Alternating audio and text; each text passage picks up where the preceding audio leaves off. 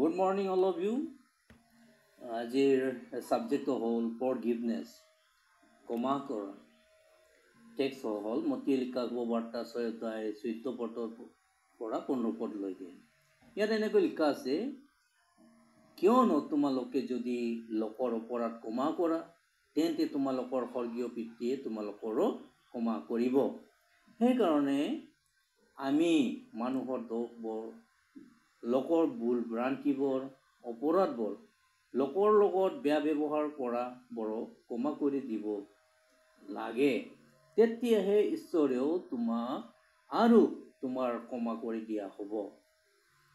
ৰমিয়া 12:17 পদত আমাক কোৱা হৈছে, অপকাৰৰ সলনি কাৰো অপকাৰ নকৰিবা।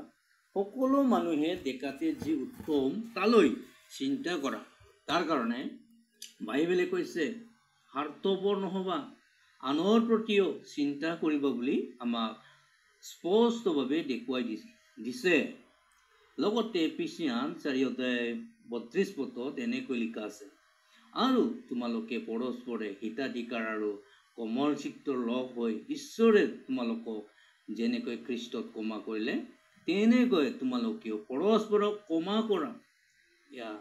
ঈশ্বৰে আমাক ক্ষমা কৰিছিল, ঠিক তেনেকৈ আমিও পৰস্পৰক ক্ষমা কৰিব লাগে।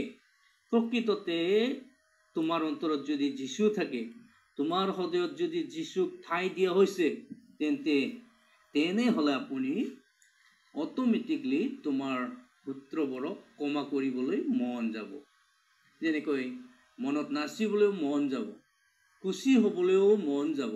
যদি তোমাৰ অন্তৰত যীশু থাকে, আনৰ প্ৰতিও প্ৰেম কৰিবলৈ মন যাব। যদি তোমাৰ অন্তৰত যীশু থাকিলে ক্ষমা কৰি দিবও মন যাব। সেইকাৰণে সদায় যীশুক তোমাৰ অন্তৰত ঠাই দিব লাগে। তেতিয়াহে পৰিয়ালৰ শান্তি পাব, স্বামী স্ত্ৰী দুয়ো মিলিব। যিমানখিনি বেমাৰ আজাৰ মহামাৰী হ'লেও দূৰ হৈ যাব। তোমাৰ কান্দন চকুলো থাকিলেও এই গোটেইবোৰ নাশ হৈ যাব, যদি তোমাৰ অন্তৰত সদায় যীশু থাকে। সেইকাৰণে এইটো মনত ৰাখিবা, আমি সদায় নিজৰ অন্তৰত জাগা দিব লাগে। তেতিয়াহ'লেহে আমি নিজৰ স্বামী স্ত্ৰীক ক্ষমা কৰিবলৈ মন যাব।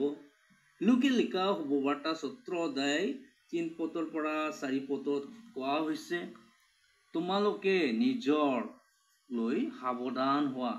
তোমাৰ বায়াই যদি অপৰাধ কৰে, তেন্তে তেওঁক অনুযোগ কৰিবা।